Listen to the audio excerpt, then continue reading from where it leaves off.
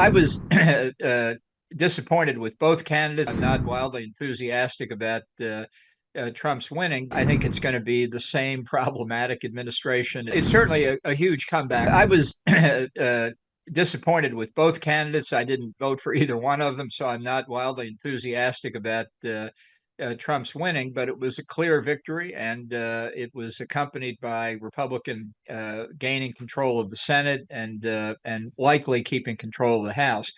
So it will be a strong start, I think, for a Trump administration. In international terms, I think it's going to be the same problematic administration it was for much of the first term, beginning with the threat that Trump has made during the campaign to raise tariffs on all imports into the United States from wherever they may come in the world to 10%, 20%, who knows what the last number will be, which is a prospect that could significantly impact the American economy in a very negative way, and really the rest of the world's too.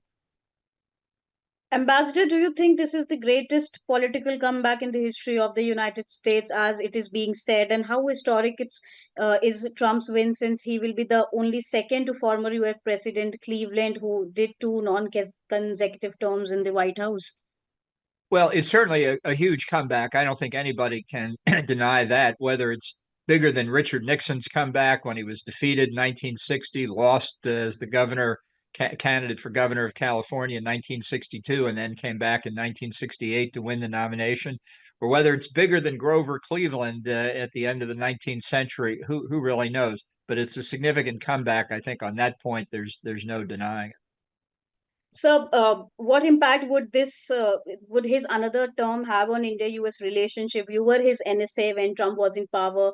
You have seen the Howdy Modi event, Namaste Trump event, and Prime Minister Modi and Donald Trump, they have also spoken with each other after Trump uh, clinched to the second term. So, how do you see India-US relationship? Well, I think the relationship between the countries is strong and growing, and I think that's a very good thing. I think the Asian Security Quad is a very important vehicle for key countries with interest in the region: Japan, India, Australia, the U.S. And I'd like to see in a second Trump term that Quad arrangement grow. In his first term, unfortunately, we could only ever get Trump to talk about tariff issues and trade issues, and which dominated the bilateral uh, conversations between Prime Minister Modi and President Trump. And in the one Quad meeting that took place when I was there, dominated that too. But this is a very important bilateral relationship. Trump does, I believe, have a good personal relationship with the Prime Minister. In Trump's view, a good personal relationship between the two leaders means that the two countries have good relations.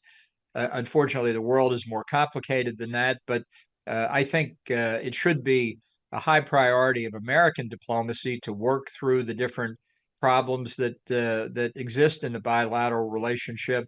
The question of India's historic relationship with the Russian military and sophisticated weapons, because of the common threat posed by China. And it will take time, as in any complex relationship, to resolve the issues, but I think it should be a high priority. So Trump has been mentioning about how ridiculously Biden administration has dealt with the two ongoing wars, the Russia, Ukraine, and Israel, Gaza. In his victory speech, also he indicated one of the major policy decisions he will make will likely about working to end wars around the world. Since you have been his NSA, how do you read Trump's mind dealing with these conflicts once he takes the office? Well, he doesn't really know how he's going to resolve them. I think what he really wants to do is simply get them off the table. He views them as Biden's wars. He has also said in his campaign rallies, if he had been president, the wars never would have taken place. Of course, that kind of statement is neither provable nor disprovable.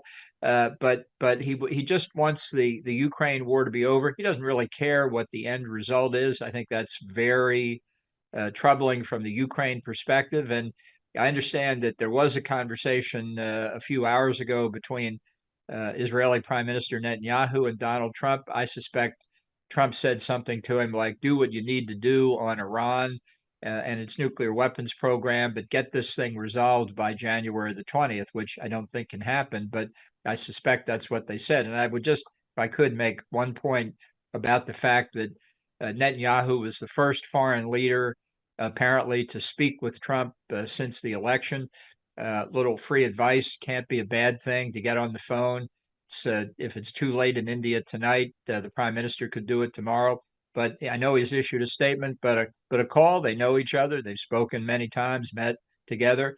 I think a call would be a good thing. Yeah, so the Indian Prime Minister and President-elect Donald Trump, they also had an teleconversation recently. Really, after the election? Yes. Okay, I had not heard that. Well, that's good news. Good for the prime minister. Right. So you mentioned about Iran. What about Trump's Iran policy? You know, Trump pulled out from the Iran deal, jeopardizing overall trade ties with the Persian Gulf country. Would there be any change when it comes to his policy towards Iran? Well, I expect it will be the same, at least in the short term, because again, he views the Iran nuclear deal as the 2015 deal as something that the Obama administration came up with, and that was the principal reason he wanted to get out of it. I think there were a lot of important strategic reasons to get out of it, but we got out of it, and I think he sees Biden's efforts to go back into the deal as badly flawed, which they are, and I think he'll reject it. So but I also don't put it beyond Trump if at some point the Iranians reached out to try and have a negotiation. He came very close in 2019 to meeting with then Iranian Foreign Minister Javad Zarif. And if the Iranians were clever enough, if that regime was clever enough, which I don't think it is, they too would reach out and say, we should have the supreme leader meet with President Trump in Geneva or Vienna or someplace like that. Right. So Trump has been talking hard on immigration. What do you think will be the steps taken by the Trump administration in terms of his immigration policy and on border control? Well, he has said repeatedly in this campaign that he would try and cut off the flow of illegal immigrants across the border and have mass deportation programs for illegal immigrants who are already in the country. Now, he came close to saying that in the 2016 election, but at the beginning of his administration in 2017, they stumbled very badly on some early executive orders and other efforts to close the border. I don't think they'll make those same mistakes again. They may make other mistakes, but I think the odds point to them being better prepared this time so that promptly after Trump is sworn in on January the 20th, they can put some of these immigration decisions into play immediately. So vis-a-vis China and Indo-Pacific, what is your assessment of Trump's policy? You know, China exercised caution in its statement, and it's asserted that Beijing will continue to oversee ties with the U.S. in accordance with the principles of mutual interest in respect. So, how do you see Trump's policy towards China? Well, during the campaign, he took a very tough rhetorical line against China, which I attribute to the fact that he believes that it was the COVID pandemic and the economic consequences of COVID that led to his defeat in 2020. And COVID obviously originated in China, so he blames China for it fairly or unfairly. Of course, he lost the election for a number of reasons. He won't really admit that. He says it's stolen, but he believes his political troubles in 2020 stemmed in large part from COVID. So negative on China. But again, up to the point when I think if Xi Jinping were to call Trump as part of the campaign of foreign leaders to call him on day one or day two after the election to congratulate him and say, "Look, Donald, I'm so glad you're back in office. Let's get together. Let's restart our negotiations and let's get the biggest trade deal in history." I think Trump would go along with it. I think Xi Jinping, Vladimir Putin know how to play Trump, and I think that's what they're considering how to do in their respective capitals. So coming to South Asian neighborhood, do you think there would be a change in policy when it comes to Bangladesh? We saw the tweet by Donald Trump just few days before elections where he condemned the minorities attack in Bangladesh. So how do you see that? Well, it was interesting that that tweet took place. He's not shown enormous interest in Bangladesh before. I can't attribute that to any particular person. Maybe somebody suggested that he do it. Whether he really is interested in the issue and plans to do anything, I think remains to be seen. I do not personally believe it's high on his list of priorities. Right. So you recently wrote in a new foreword to the room where it happened that Trump is unfit to be president. And since you were his advisor, you said if his first 4 years were bad, the second four will be worse. What are your comments now, sir? Since he has been in the White House.